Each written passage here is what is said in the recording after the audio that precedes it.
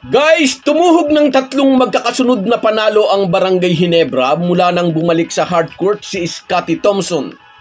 Patuloy din ang magandang performance ng Ginebra Twin Tower na sina Japet Aguilar at Christian Standhardinger. Ngunit alam naman nating lahat, may mga injured players ang Ginebra at ngayon ay dalawang pilam ang nasa kanilang radar. Pag-uusapan po natin yan, pero bago ang lahat ay maglalambing po ako sa inyo na isubscribe ninyo itong ating channel at kung di masyadong makakaabala ay i-like at paki-share na rin ninyo. Malaking bagay po yan sa aming mga vlogger. Maraming salamat. Mga ka-Republic, si Coach Tim Cone mismo ang umamin may malaki silang problema sa number 3 position o small forward position. Sinabi pa ng Ginebra mentor, dati ang number 3 ang pinakamalakas nilang posisyon dahil mayroon silang Aljun Mariano, Jeremiah Gray at Jamie Malonzo.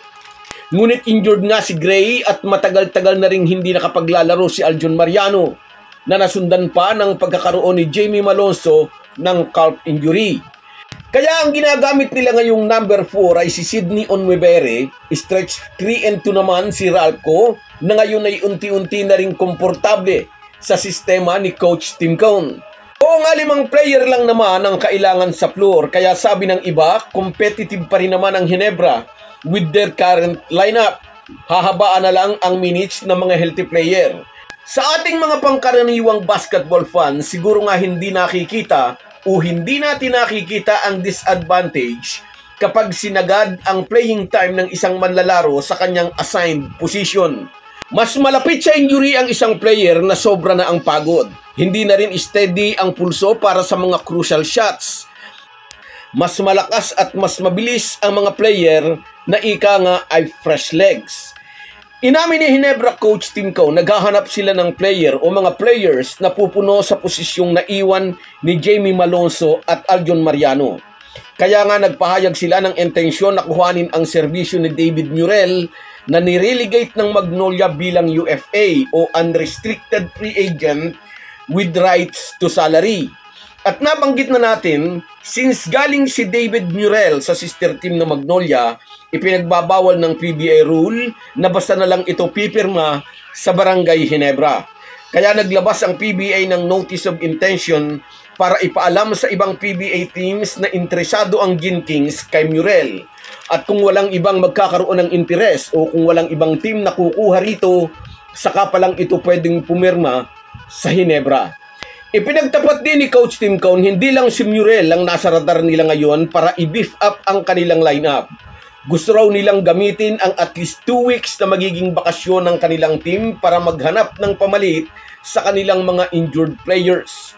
May mga report din na gumagawa ng move ang Barangay Ginebra para ma-acquire ang former Lasal Green Archer star na si Shoni Winston, kasalukuyang player ng Converge Fiber Xers.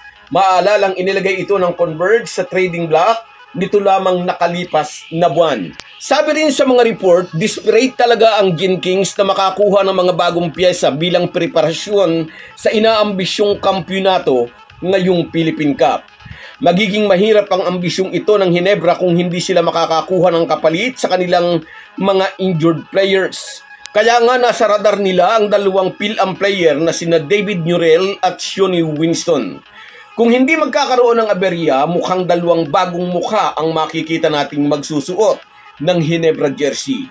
Stuck ang guard position ng Gin Kings, pero aminin natin, medyo pare-pareho nang nagkakaedad sina Stanley Pringle, Nerds Pinto at L.A. Tenorio.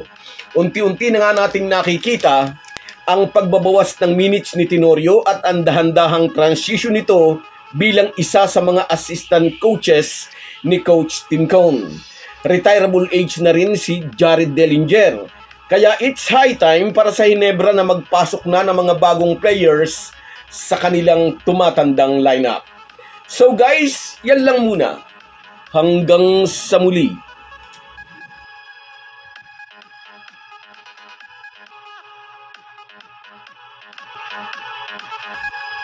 Kung wala po kayong mga viewers namin ay walang magtatagumpay na vlogger. Kaya salamat po sa inyong panunood. Shoutout sa iyo, Brix Ramento. Shoutout sa mga taga-Taguig. Salamat sa inyo dyan. Shoutout din sa iyo, Romeo Conchada, Kabayan, at sa iyo, Gian Franco Dumaging. Shoutout, mga idol. Shoutout, Rosemary Juan, at sa iyong apo na si Via. Laging happy watching. Shoutout din, Rino Baral. Yes, congratulations sa atin. Joel Atienza, congrats sa mga kabarangay. Go, go, go. Sa iyo rin, Kabayan, Carlos Kayanan. Shout out sa iyo, idol. Romeo Conchada, nakadoble na to. Shout out sa iyo, Romeo Conchada.